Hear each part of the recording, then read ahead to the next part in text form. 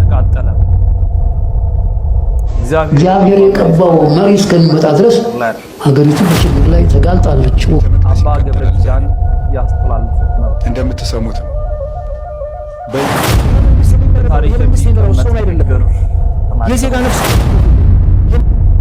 የተወደዳችሁ ውድ ቤተሰቦቻችን ኦርቶዶክሳውያን እንዴት አላችሁ? እንዴት ቆያችሁ? እንዴት ሰነበታችሁ? አርሲ እንዴት አደረች? ኢትዮጵያ እንዴት ዋለች? በዛሬ መረጃችን እኚህን ጉዳዮች ሰፋ አድርገን እናቀርባለን። ይህ መረጃ ግን ላይክ እንድታደርጉ ሼር እንድታደርጉ ይሻላል። ቢያንስ 1000 ላይክ ይኑረው። ቢያንስ የዩቲዩብ አልጎሪዝም የእናንተ ላይክ ማድረግ ለመላው ዓለም እንዲዳረስ ያደርጋል። አስቡት፣ ላይክ ሼር ስታደርጉ ጥቂት ነገር ያደረጋችሁ ሊመስላችሁ ይችላል፣ ግን መረጃው ለመላው ዓለም ይዳረሳል። ታዲያ ይሄን የማያደርግ ኦርቶዶክስ እንዳይኖር በቅድሚያ በአርሲ የተፈናቀሉት ምዕመናን ወደ አንድ ቦታ መሰብሰባቸው ታውቋል። እንግዲህ በአስኮ አርሲ ላይ በምትገኝ በአስኮ ብፁዕ አባታችን ብፁዕ አቡነ ኤልሳ በወቅቱ እንደተናገሩት በተለያየ መከራ ውስጥ የነበሩ እናቶቻችን፣ አባቶቻችን፣ ሕፃናቱም ጭምር ከጀርባ በምትመለከቱት ምስል ተፈናቅለው ተሰደው ሀገር ኖሯቸው ሀገር እንደሌላቸው ሆነው ያፈሩትን ሀብት የከረሙበትን ሕይወት ወልደው ከብደው ያሳደጉበትን ቄ ለቀው ማተብ በማንጠልጠላቸው ኦርቶዶክስ በመሆናቸው ክርስቶስ እውነተኛ ጌታ አምላክ ነው ብሎ በመናገራቸው ብዙ ጸዋት መከራ ገጥሟቸው ይሄው ስደት ይሄው ደግሞ መከራ ውስጥ ሆኗል። ምዕመን ብቻ ሳይሆን ታቦትም ተሰዷል። 101 ዓመት የሚጠጋ ቅዱስ ገብርኤል ቤተክርስቲያን ተቃጠለ። የመድኃኔዓለም ታቦት በምዕመናኑ አማካኝነት ከቦታ ወደ ቦታ እንዲሄድ ተደረገ ሲባል በወቅቱ የነበረውን ዜና ከቀናት በፊት ሰምተናል። እኛ የተመለከታችኋቸው እናቶቻችን በረከታችሁ ይደርብን፣ አባቶቻችን ሕፃናቱ በረከታችሁ ይደርብን። ስላንተ ቀኑን ሁሉ እንገድላለን፣ እንደሚታረዱ በጎችም ተቆጠርን። የክርስቶስ ፍቅር ምን ይለየናል? ረሃብ ነውን? ቸነፈር ነውን? መከራ ነውን? ስቃይ ነውን? ስደት ነውን? እያለ ቅዱስ ጳውሎስ በሮሜ 8:34 ላይ 35 ላይ እንደጠቀሰው ስላንተ ቀኑን ሁሉ እንገደላለን እንደሚታረዱ በጎችም ተቆጥረናል ብለው እናቶቻችን ቀኑን ሁሉ ተሰደዋል። ማያውቁት ሀገር ደርሰዋል። በመብል ተፈትነዋል። ግን ደግሞ ክርስቶስን ይዘው ፊት ለፊት ተጉዘዋልና በእውነት በረከታቸው ይደርብን ለማለት እወዳለሁ። አባታችን አባ ገብረ ኪዳን ርዕሰ ሊቃውንት በፍጹም ሐዘን ውስጥ ሆነው የተገደሉ ስላሉት፣ የተሰደዱ ስላሉት፣ በመከራ ውስጥ ስላሉት፣ በፈተና ውስጥ ስላሉት ስለ እህቶቻችን፣ ስለ እናቶቻችን፣ ስለ አባቶቻችን፣ ስለ ወንድሞቻችን፣ ስለ ክርስቲያኖች በአጠቃላይ ስለ ምዕመናኑ በፍጹም ሐዘን ውስጥ ሆነው ርዕሰ ሊቃውንት አባ ገብረ ኪዳን አዝነው ተክዘው እንዲህ ይላሉ። እባካችሁ ላይክ አድርጉ። ላይክ የማያደርግ ኦርቶዶክስ፣ ፍትህ የማይጠይቅ ኦርቶዶክስ፣ የማይጽፍ ኦርቶዶክስ እንዳይኖር። ቤተ መቅደስ ይቃጠላል። ዛሬም እንደምትሰሙት ነው። በየቀኑ መከራን የጠገበ ጆሮ ነው ያለን። በእውነት ማለት ነው የምንሰማው ነገር ሁሉ የሰው ደም፣ ነፋሱ ሁሉ የሚሸተው የሰው ደም ነው። ቃላት ሁሉ በሰው ደም የተለወሱ ናቸው።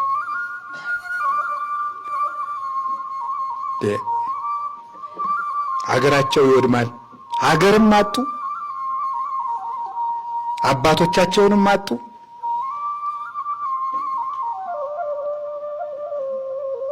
መጽሐፎቻቸውንም አጡ፣ ንዋያተ ቅድሳትንም አጡ፣ ልጆቻቸውንም ያጡ። ይሄ ነገርስ ምንም የማያደርገን ነገር አለ? እነሱ ሀገራቸውን አጥተዋል። ሰው ባለበት ሀገር እንደ ባለ ሀገር ካልኖረ ምን ይባላል? የግድ እኮ ወደ ሌላ ሀገር ተሰዶ መሄድ አይደለም።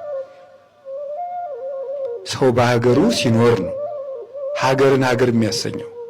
እና እንዲህ ያለ ነገር ገጥሟቸው ነበረ። በእውነት እግዚአብሔር በሚያውቀው የእግዚአብሔር ቤተሰቦች፣ በእውነት እግዚአብሔር በሚያውቀው የእግዚአብሔር ቤተሰቦች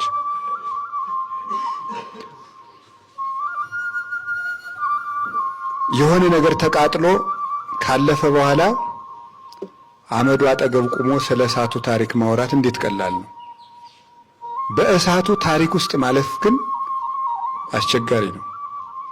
የአባቶቻችን ዘመን ስንተርክ ኖር፣ እኛው ውስጥ እሳቱ ሲነድ ግን ማለፍ እያቃተን ነው። እግዚአብሔር ሰይጣን እንኳን እንዲኖር በፈቀደለት ምድር ሰው እንዳይኖር ማድረግ፣ እግዚአብሔር ሰይጣን በምድር እንዲኖር ፈቅዶለታል። ከሰይጣን የበለጠ ክፉ የለም። የእግዚአብሔርን አምልኮ የሚገዳደር መቅደሱን ለማርከስ የሚሮጥ ሰዎችን ከሰማይ ጉዟቸው አሰነካክሎ የሚደፋ ክፉና አመፀኛ ወንበዴ የእግዚአብሔር ጠላት ነው። ዲያብሎስ በሚኖርበት ምድር እንዴት ሰው ይከለከላል? በጣም ነው የሚያሳዝነው። ታውቃላችሁ፣ ሰው ካራዊት የባሰ የሆነበት ዘመን የምናየው ይሄ ነው። አንበሳ አህያን ይበላል፣ ፍየልን ይበላል፣ በግን ይበላል እንጂ አንበሳን አይበላም። እባብ ሰውን ይነድፋል እንጂ እባብን አይውጥም። ዘንዶ ዘንዶን አይበላም። የለም ይሄ በታሪካቸው። ጅብን አይበላም፣ ጅብ አህያን ነው የሚበላው። ሰው ግን ሰውን ይበላል። ዛሬ በሰማይ ያለ እግዚአብሔር ትናንት ከነ ዳዊት ጋር የወጣ እግዚአብሔር፣ ትናንት ሶምሶንን የተራዳው እግዚአብሔር፣ ትናንት በጌዲዮን ሰልፍ ውስጥ ያልተለየው እግዚአብሔር፣ ትናንት በፈርዖን ፊት ምስክር እንዲሆን ኃይል የሆነው እግዚአብሔር፣ ሙሴን የተራዳው ያ እግዚአብሔር ዛሬም ያለ እግዚአብሔር፣ የትናንቱ እግዚአብሔር ዛሬም ያለ እግዚአብሔር። ትናንት ከእግዚአብሔር ጋር አሸንፈናል፣ ዛሬም ከእግዚአብሔር ጋር እናሸንፋለን። እግዚአብሔር አምባችን ነው። እግዚአብሔር መጠጊያችን ነው። እግዚአብሔር ኃይላችን ነው። እግዚአብሔር ሞገሳችን ነው። እግዚአብሔር መድኃኒታችን ነው። እግዚአብሔር ብርታታችን ነው። እግዚአብሔር አምላካችን ነው። ከእሱ ጋር ሆነን እናሸንፋለን። ከእርሱ ጋር ሆነን ድል እናደርጋለን። በኃጢአት ውስጥ ካለ ብዙ ሀብት በጽድቅ ውስጥ ያለ ጥቂት ይበልጣል እንዳለ ቅዱስ ዳዊት፣ ጥቂት እንኳን ብንሆን ብዙዋን ካላቸው በላይ እኛ ኃይል አለን። እርሱ እግዚአብሔር አሸናፊ ነውና የምናሸንፍበትንም ኃይል የሚሰጠን ነውና በዚህ እናምናለን፣ እንተማመናለን። ወንድሞቻችን በሐዘን ሆነው ወደ ትግራይ አካባቢ ወይም ኤርትራ ይመስሉኛል አዝነው ተክዘው እንዲህ ሲያዜሙ ሲዘምሩ ተመለከተ።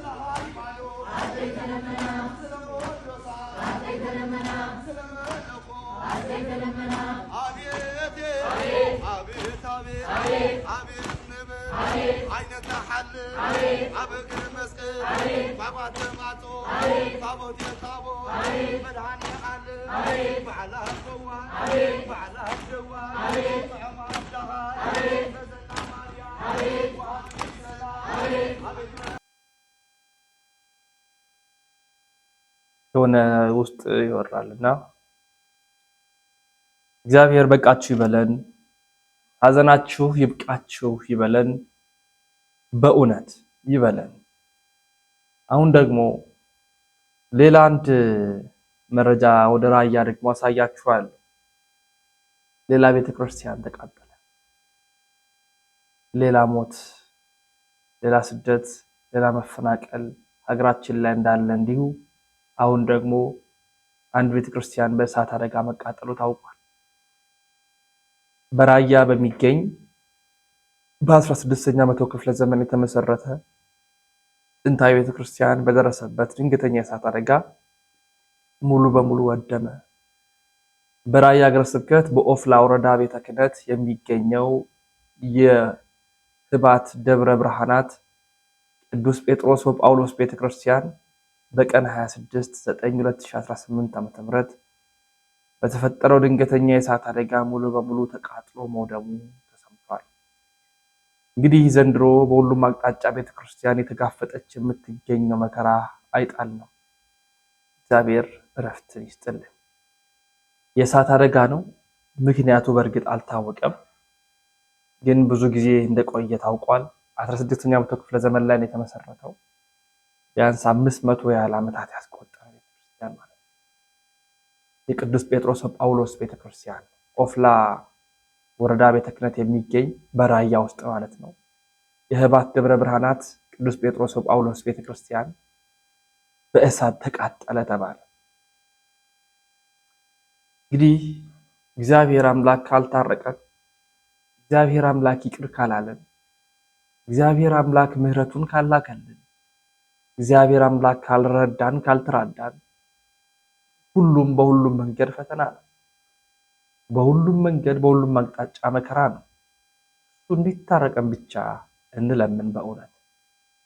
ስለዚህ እግዚአብሔር እንዲምረን፣ እግዚአብሔር እንዲያስታግስልን እንጠይቃለን። ማን ነው እየገደለን ያለው? ማን ነው እኛን እያጠፋን ያለው? ማን ነው እኛን እያሳዘረን ያለው? ማን ነው ርስታችን እንዲነጠቅ እያደረገን ያለው? ማን ነው እንዳናገኝ እያደረገን በሰላም እንዳንኖር እያደረገን ያለው? ማን ነው ተኝተን እንድንነሳ ተነስተንም ደግሞ ስራዎቻችን እንዳንሰራ አምሽተን ደግሞ ወደ ቤቶቻችን እንዳንገባ እንቅፋት የሆነብን ያለው? አባታችን እንዲህ ይላሉ። ሲፈልጉ አርቲፊሻል ሽጉጥ እንገዛላቸዋለን፣ አርቲፊሻል ክላሽ እንገዛላቸዋለን፣ አርቲፊሻል ህይወት እናስተምራቸዋለን። ከዛ በኋላ መጨረሻ ሲያደግ አርቲፊሻል ትናንትና ገዝተለት ነበረ ኖርማሉን ይዞ ወደ ግንባር ይመጣል። ዛሬ ሀገርን የሚያፋጀው ማንም ያፋጀው ሀገር ከየት የመጡ ናቸው? ከኛው ማፀን ይወጡ አይደሉም? እኛ ያሳደግናቸው አይደል እንዴ በር የሚዘጉት? እኛ ያሳደግ የወለድናቸው ልጆች አይደሉ መንገድ ላይ በር ዘግተው መኪና የሚያቃጥሉት? መዝጊያ ቢያጡ እኮ በድስት ስብርባሪ በብረት ድስት ስብርባሪ እኮ መንገድ ይዘጋሉ። ጠባብ መንገድ ላይ አንገትን እያነቀ ጫካ ውስጥ አንገትን እየቀረደደ የሚጥል ማን ነው? ከስነ ምግባር የወጣ ልጅ አይደል? ማን ነው ካልከ ይሄው እኮ ነው። ከየትም ከሰማይ የወረደ የለም። ጎግ ማንጎግ ከሰማይ አይደለም፣ እንደ ጎግ ማንጎግ አይደሉም። የራሳችን ከራሳችን የምናፈልቅ አሁን የወጡት አስተዳደግ ለሀገር ጠንቅ የሚሆን አስተዳደግ፣ ለቤተ ክርስቲያን ጠንቅ የሚሆን አስተዳደግ፣ ልቅ የሆነ አስተዳደግ፣ ማድረግ የማንችልበት አስተዳደግ እናሳድጋቸዋለን። ከዛ በኋላ ለማድረግ ስንል ይሰበራል፣ እየረገጠ ይወጣል። እየረገጠ አንገትን እያለ ይወጣል። የገዛ አባቱን አንገቱን እያለ ይወጣል። ወዳጄ ልጅን ስታሳድግ በስነ ምግባር አሳድግ። እኛ ያሳደግናቸው አይደለ በር የሚዘጉት? የኛ ልጆች አይደለ ወይ ይሄንን ሁሉ መከራ ያመጡት? አባታችን እውነት ተናግረዋል። ዛሬ ኢትዮጵያችን ይቺን መስላለች። እግዚአብሔር እንዲታረቀን ነው የምንሻው። አባታችን አባ እንድሪያስ ብፁዕ አቡነ እንድሪያስ እግዚአብሔር የቀባው መሪ እስኪመጣ ድረስ ሀገሪቱ ለችግር ተጋልጣለች። እግዚአብሔር የቀባው መሪ እስከሚመጣ ድረስ ሀገሪቱ በችግር ላይ ተጋልጣለች ወገኖች። ስለዚህ ራሳችሁን ጠብቁ፣ ቤተክርስቲያናችሁን ጠብቁ፣ ሀብታችሁንም ጠብቁ፣ ገንዘብ አታባክኑ። ችግሩ ቀላል አይደለም፣ ሰፊ ነው። የአባታችን በረከት በሁላችን ትደር። ብፁዕ አቡነ ሉቃስ እንዲህም ተናግረው ግን ምዕመናን ራሳችሁን ነጻ አታድርጉ። ለጳጳሳት ዋና እንቅፋት የሆናችሁብን ምዕመናን ናችሁ። ገንዘብ በመስጠት ይህን ገንዘብ እንዳትሰጡ ቃሌን የምትሰሙ ሁሉ በአሜሪካ እየመጡ ሁሉ ገንዘብ አምጡ ለሚሏችሁ አሳፍራችሁ መልሷቸው። በእግዚአብሔር ስም ይዣችኋለሁ እንደ ወገኖች። እናንተ ናችሁ እንዲያርጋችሁ ያባለጋችኋቸውና ለዚህ ሁሉ ክፉ ስራ እንዳይመሰክሩ እውነት እንዳይናገሩ የምታደርጓቸው እናንተ ናችሁ። አቡነ ሉቃስ ናቸው የተናገሩት። የአባቶቻችን ድምፅ ርቦናል። የአባቶቻችን መሪነት እንሻዋለን፣ እናፍቀዋለን፣ እንፈልገዋለን። አባቶቻችን ከፊት ለፊት ሆነው እንዲመሩ፣ ከፊት ለፊት ሆነው እንዲጠብቁን እንመኝ ነበር። ያን አላገኘንም። ጥፋተኞቹ እናንተው ናችሁ ይሉናል አባታችን። አንድ ወጣት በቤተ ክርስቲያን መካከል ተገኝቶ መቼ ነው የምትናገሩት? መቼ ነው ድምፅ የምትሆኑት? እስከ መቼ ነው ሻማ ብናበራው ጧፍ የቀያየር የምናበራው አይበቃንም ወይ ሲል ተናገረ። እናድርግ።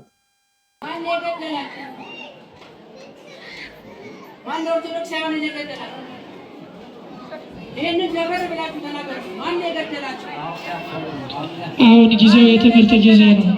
በብልጽግና አሽከር ቁጭ አድርጋችሁ 8 ዓመት ሙሉ ሻማና ጧፍ እያበራችሁ መቀጠል ከፈለጋችሁ አዎ ትክክል ናችሁ። አሁን ጊዜው የጸሎት ጊዜ ነው። እናንተ ናችሁ። እናንተ ተባባሪ የሆናችሁ ለዚህ መንግስት ተባባሪ የሆናችሁ ምዕመናንን እያስጨረሳችሁ ነው። እስከ መቼ ሻማ ታበራላችሁ? ስንት ዓመት ነው ሻማ የምታበሩት? እኛ ለሞቶት እንጸልያለን። የብልጽግና ካድሬ አስቀምጠ ስንት ዓመት ሻማ ታበራላችሁ? ለእናንተስ ለህሊናችሁ አይቆረቁራችሁም ወይ? የሚፈሰው የንጹሐን ደም እስከ መቼ? እሳቸው እንደ ማንኛውም ክርስቲያን ናቸው። ክርስቲያን ስለሆኑ ነው የመጡት። አሸርጋጅ ነው። ከቁመታቸው በላይ የሚያክል ውስኪ ይዘው ለሽምግልና መሄዱ ጳጳሳት ዛሬ የብልጽግና ጊዜ የሞሉ ወገኖቻችንን እያስጨረሱ ነው። እንገደላለን። ክቡር መጋቤ አባ ዘበአማን ሳሙኤል፣ ክቡር አምባሳደር ተስፋዬ በሀገረ እስራኤል የኢትዮጵያ ባለስልጣን አምባሳደር፣ ክቡራን አበው መነኮሳት፣ እባክህ በመጸለይ ነው የመጣ ነው። እግዚአብሔርን ለማመስገን ነው የመጣ ነው። ከዚያ ያለፈ አጀንዳ ያለው ሰው ካለ እዛ በቦታው ያቅርብ። አሁን እዚህ ላይ ምን አይነት ማብራሪያ እንስጥሽ? ምዕመኑ የት ሄዶ ይናገር? ለምን ትናገራለም ይመስላል። እኔ እንዳው ንግግሩን ሳይ ምን ያድርግ? ምን የት ይሄድ?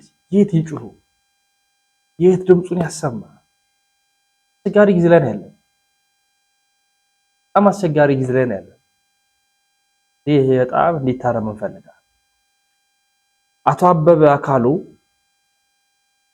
ለታሪክ የሚቀመጥ እጅግ ጥብቅ የተባለ ንግግር ተናገሩና ሙሉ በሙሉ ሐሳባቸውን ላስደምጣለሁ። ይሄ መንግስት የሚመረጠው ይሄ መንግስት የሚመራው ሰውን አይደለም ወይ? የዜጋ ነፍስ እኮ ልዩነት የለውም። የምትመራው ህዝብ እንዲህ እንትን ሲል እንዴት ነው ምረጡኝ የምትለው? ዜጎች ለቅሷቸውን ጥለው የልጃቸውን ቀብር ጥለው መረጡኝ ያለ መንግስት በምርጫ ዋዜማ ደግሞ እንዴት ሲጨፈጨፍ ሰው ምንድን ነው የሚሰማው? ለምንድን ነው የእነሱን ማውራት ያልተቻለው? ለምንድን ነው የማይዘገበው? ይሄ ለምንድን ነው ዝም የሚለው? ፋና ይሄን ሁሉ የሚያረብደው የመንግስት ሚዲያ የእነኚህ ሰዎች ነፍስ ህይወት አይደለም ወይ? ለምንድን ነው ስር ነቀል እርምጃ የማይወሰደው? በተለይ ቤተክርስቲያኒቱ ለምንድን ነው ስር ነቀል እርምጃ መውሰድ ያልቻለችው? ምን አይነት እርምጃ? አሁን ፓትርያርኩም መግለጫ ላይ አቤ አይተው ከሆነ ቤተክርስቲያኗ ከውስጥም ችግር እንዳለባት የጠቀሱበት ክፍል አለ። ከውስጥም ችግር ውስጥ ነን፣ ከውጭ ደግሞ እንዲህ ያሉ ልብን የሚያቆስሉ ሀዘን ውስጥ እንገኛለን ብሏልና ቤት አሁን ማህበራዊ ሚዲያዎችም ላይ ያየው ነበረ የሲኖዶሱን አባቶች ለምንድን ነው በጎቻቸውን እረኞች እዛ የተቀመጡ እረኞች በጎቻቸውን የማይጠብቁት ይላሉ። ግን ሲኖዶሱም ቤተ ክህነቱ ምንድነው ማድረግ ያለበት? መግለጫ ከማውጣት በዘለለ ምንድነው ማድረግ ያለበት? ተዚህ ላይ ባለፈው በተለያዩ አካባቢዎች ላይ ቤተክርስቲያን ስደት ገጥማት ሲቃጠል ቤተክርስቲያን አባቶች ሲገደሉ አገር አቀፍ የሆነ እንትን ጥቁር ልብስ አልብሰው ቤተክርስቲያንም ጥቁር ከል አልብሰው ያሳዩት ተቃውሞ እዚህ ለታ እንኳን ትዝ ይላል። ጧፍ አብርተው ምሽት ላይ መንግስትን ያስደነገጠ ነበር። የ4 ኪሎን መንግስት ከወንበሩ ያነቃነቀና በፍጥነት ያ ሰላማዊ ሰልፍ እንዳይደረግ የተሯሯጠበት ዘመን ነበር። ይሄን ማድረግ የሚያስችል እኮ አቅም አላት ኢትዮጵያ ኦርቶዶክስ። ያን ማድረግ ታዲያ ለምን አሁን አልፈለገችም? ይሄን ሁሉ ሰዎች እየተገደሉ ምእመናን እየተገደሉ እሱ ነው እኮ የሚገርመኝ። አሁን እኔም ጥያቄ ነው ልክ ያንተ ጥያቄ ምንድነው የሆኑትን አቡነ ማትያስ ምንድነው እነኚህ ቆብ የደፉ በጣም ለምድር ሰማይ የከበዱ አባቶች ይሄንን ለማድረግ ምንድነው ምእመኑ እምቢ ሞት ይብቃን መገደል ይብቃን ብሎ እንዳይነሳ ምንድነው ችግራቸው? ይሄ እኮ የሐዘን ቀን መታወጅ እኮ አለበት ቤተክርስቲያን ነው ብሎ እኮ ምእመኑ እኮ መንግስትን ሊያፋጠው ይገባል በሰላማዊ ትግል። ልክ አይደለም ተብሎ እኔ ምን የሚከፍሉት መስዋዕትነት ምንድነው? እሱ ንገረኝ እስቲ። እኔ አንዳንድ ጊዜ እኮ መስዋዕት የምትሆነው በእግዚአብሔር ቤቱም እነ ቃየል ምናምን መስዋዕት የሆኑት የሆነ እንትን አለው የእግዚአብሔርም ቃል አለበት። ለምንድን ነው እነኚህ መስዋዕት የሆኑት? የክርስቶስ ደቀ መዛሙርት እኮ ሐዋርያቱ ተዘግዝቀው የሰቀሉት እነ ጴጥሮስ ምናምን እነ ዮሐንስ ሮማ አደባባይ ላይ እንትናቸው ሬሳቸው የተጎተተ የሞቱት እኮ ምክንያት ስላላቸው ለወንጌል ነው የሞቱት። ለምንድን ነው የሞቱት እነኚህ? ያውም በዚህ በ21ኛው ክፍለ ዘመን በ22ኛው ክፍለ ዘመን የሃይማኖት ነፃነት ባለበት ምድር ላይ የፈለግከውን ማምለክ በምትችልበት ሜዳ ላይ ቆመ እንደፈለግክ ጮኸ የራስን እምነት የምትሰብክበት ዘመን ላይ እንዴት አድርገህ ነው አንተ ሰዎች በራሳቸው አጥቢያ በራሳቸው አካባቢ የሚያመልኩትን አምልኮ ስርዓት ተቃውሞ በዚህ ደረጃ የምትፈጃቸው? የአምልኮ መቅደሳቸውን የምታቃጥለው የምትሆን ነው። ይሄንን እምቢ የሚል ኖ ይሄ ይበቃናል ሞት የሚል ምዕመን እኮ አለ። ለምንድን ነው ይሄን ማስተባበር ያልቻሉት? ይሄ ፖለቲካ አይደለም። ይሄ ፖለቲካ እኮ አይደለም፣ የእምነት ጉዳይ ነው። እነኚህ ስማ ትላንትና አይተሃል አይደለም? ጽላቱን ነው ይዘሸሹት ሰዎች ቤታቸው ተቃጠለ ንብረት አየህ። ለእምነቱ ምን ያክል ቀናኢ እንደሆነ ያ ህዝብ ለእምነቱ ቀናኢ ስለሆነ ጽላቱን ይዞት ከአካባቢው ወጣ ህዝቡ ተነቅሎ። እኔ ያንን ቪዲዮ ሳየው ሪሊ የዳዊት ታቦት ከኢየሩሳሌም ከተማ ወጥቶ የሚሄድባቸውን የእንትን ጉዘቶች ነው ያየሁት መጽሐፍ ቅዱስ ውስጥ ያለውና አየህ ጽላቱን ይዘው ሲጓዙ ስታይ ከራሳቸው ንብረትና ህይወት ይልቅ ለእግዚአብሔር ቤት ያላቸውን ስሜት ገልጸዋል። ምንም ይሁን እምነቱ ልክ አይደለም ብለህ ልትጠላው ትችላለህ። እኔ ልክ ነኝ ያለውን ግን አክብርለታል። ልክ እኮ ነው፣ ለራሱ ልክ ነው። ያንዳንዱ እምነት ይሄ የራሱ ልክ ነው። ያንተ ልክ አይደለም የኔ ነው ልክ ግን አይሰራም በፍጹም። ይሄ ነው አሁን እኛ ሀገር ላይ ተቸገርነው። ክርስትና ላይ ቶታሊ ውሰዳቸው። እኛ ሀገር ላይ በመላው ዓለም ያለውን ክርስትና አንድ አይነት መጽሐፍ ቅዱስ ነው ያዙት። የቀኖና ጉዳይ ነው፣ የዶግማ ጉዳይ ነው፣ ይለያቸው የስርዓት ጉዳይ ነው። ይሄ እኮ ፕሮቴስታንት ውስጥም ልዩነት አለ፣ ኦርቶዶክስ ውስጥም እኮ ልዩነት አለ። አቻችለን ነው ግን መሄድ ያለብን። ከዚህ ውጭ ግን ኖ የኔ ነው ልክ ያንተ አይደለም ብለህ በዚህ ደረጃ ልታወድማ አትነሳ። ከዚህ አንጻር ቤተክርስቲያን እንዲህ አይነት ጠብሰቅ ያለ መንግስትም የህዝቡን ደህንነትና ቤተክርስቲያን ደህንነት የምእመኑን ደህንነት በሚጠብቅ ደረጃ ልታስጨንቀው ይገባል። ይሄን ደግሞ ማስጨነቅ የሚችል ምእመን አላት። በእውነት ነው። በቁጥርም ቢሆን በማንኛውም እንትን ማስጨነቅ የሚችል ህዝብ አላት። አይተዋል ደግሞ ይሄን አሳይተዋልም ከዚህ ቀደም እያንዳንዱን ቤተክርስቲያን በመላው ሀገሪቱ ጥቁር የሀዘን ጨርቅ አልብሰው ህዝቡም ለብሶ ያንን አይተናል። ግን ይሄንን አድርጎ ማስጨነቅ ይሄ ምንም ሰላማዊ ነው። ጠመንጃ ያነሳ አካል የለም። አቶ አበበ አካሉ የተናገሩት ያስተላለፉት እውነት እንግዲህ ምን እንላለን? ከዚህ ሙሉ ነው የተናገሩት። ሙሉ በሙሉ ድምጽ የሆኑት ያሰሙት ጩኸታችን ቤተክርስቲያኗ አቅም አላት፣ ኃይል አላት፣ ማድረግ ያለባትን ታድርጋለች። ይሄ በጣም ወሳኝና ልንቀበለው ልንውጠው የሚገባን ትክክለኛ ሐሳብ። ስለዚህ ይሄ የማያሻማ የማያወላግድ ሐሳብ ነው። በሆነ በቀጣይ ከዚህ ጋር የተገናኘ ዛሬ ደግሞ የተሰማውን መረጃ እንደሚከተለው ላቅርብላችሁ። ኦኬ እሺ የመፍትሄ ሐሳብ የምትፈልጉ ስለ አርሲ ኦርቶዶክሳውያን ከልባችሁ የምትቆረቆሩ ክርስቲያኖች ፕሊዝ ይሄን ቪዲዮ ላይክም አታርጉ፣ ሼርም አታርጉ፣ ሪፖስትም አታርጉ አልፈልግም። ቢያንስ 10 ሰው ቢሆን ጨርሳችሁ ስሙኝ ብቻ እናንተ ይሄን ቪዲዮ በቻላችሁ ታቀም ግን መጨረሻ ላይ ስማቸውን ለምጠቅስላቸው ማህበራት ብታደርሱልኝ በጣም ደስ ይለኛል። እዚህ ከላይ በኩል ያስቀመጥኳቸው ሂጃብ የለበሱ እህቶቻችን እንግዲህ የአዲስ አበባ ዩኒቨርሲቲ ተማሪዎች ናቸውና እንደምናስታውሰው እንግዲህ ከቅርብ ጊዜ በፊት ሂጃብ ለብሳችሁ አትማሩም የሚል አንድ ህግ ወጥቶ ነበር። እሱን ህግ አንቀበልም ብለው ድምጻቸውን ሲያሰሙ የነበሩ ናቸውና መጀመሪያ ውስጥ የምትገኙ ይሄ ቪዲዮ የምትመለከቱ ካላችሁ በጣም ሪስፔክት ማድረጋችሁ በጣም ነው ማከብራችሁ። ሰው ወደ ዋና ፖይንት ልመለስ። እነዚህ ሙስሊም እህቶቻችን እንግዲህ ለብዙ ጊዜ ሲታገሉ የነበሩት ህግ ይጸድቃል። እሱም እንግዲህ ሂጃብ ለብሳችሁ አትማሩም የሚል ነው። በዚህ ጊዜ የአዲስ አበባ ዩኒቨርሲቲ ተማሪዎች ዝም ብለው አልተቀመጡም፣ ዝም ብለው አልተማሩም። ሆ ብሎ ተነስቶ ወደ ኢቢኤስ እና ወደ ቲቪ ዋና ቢሮአቸው ሄዱና ድምጻችንን አሰሙልን፣ ሂጃብ ለብሳችሁ አትማሩ የተባለ ነው የምንገኘው ሀገር ይስማን ብለው ወደ ቢሮአቸው ይሄዳሉ። በዚህ ጊዜ እንግዲህ ኢቲቪ እና ኢቢኤስ እንግዲህ ድምጻችሁን አናሰማችሁም ብሎ ይመልሳቸዋል። ቀጥሎ ደግሞ በአዲስ አበባ ወደሚገኘው ወደ አልጀዚራ ዋና ቢሮ ይሄዳሉ። በዚህ ሰዓት ነው እንግዲህ ድምጻቸው የሚሰማቸውን ሲያጡ ቀጥታ ወደ አዲስ አበባ ፕሬዝዳንት ቢሮ ይሄዱት። እነዚህ እህቶቻችን እንግዲህ ድምጻቸውን ለማሰማት ተሰብስበው ወደ ፕሬዝዳንቱ ቢሮ ይሄዱት ከቀኑ 7 ሰዓት ነው። ይሄ ቢሮ የተቀረጸው ግን ከምሽቱ 4 ሰዓት ነው። ከቀኑ 7 ሰዓት እስከ 4 ሰዓት መልስ አይሰጠን አንንቀሳቀስም ብሎ ነው እንግዲህ እዛ ጋር ተሰብስበው የነበሩትና እንደምትመለከቱት ደግሞ ፍራሮች አሉ፣ ፖሊሶች አሉ። ሲያስፈራራቸው ለነበር እዚህ ጋር ስሙት። ታገስናችሁ እስካሁን ድረስ እሺ ሰላማዊ ጥያቄ ለመጠየቅ እኮ ነው የፈለግነው። አጄ በቃ መናገር አልፈልግም። እጅ በቃ አጄ ሄዱ ከዚህ ካሁን በኋላ እዚህ ከቆያችሁ እርምጃ እንወስድባችኋለን ሲላቸው እኛ ምን አጠፋን መብታችንን ጠይቁን የመጣ ነው ብሎ ንጻው ሲያሰሙ እንመለከታለን። በዚህም የተነሳ እንግዲህ ከዚህ ቦታ እንንቀሳቀስም መልስ አይሰጠን ስላሉ ፕሬዝዳንቱ ምን ያደርጋሉ? በጊዜያዊነት ሂጃብ ለብሰው እንድማሩ ይፈቅድላቸዋል። መብታችሁን ይዛችሁ መቆማችሁና ከፍራር ፊት ተጋፍጣችሁ መብታችሁን ማስከበራችሁን በጣም ነው ያከበርኳችሁ፣ በጣም ነው የደነነኳችሁ አልፈልጋለሁ። ወደያ ጉዳይ እንምጣ።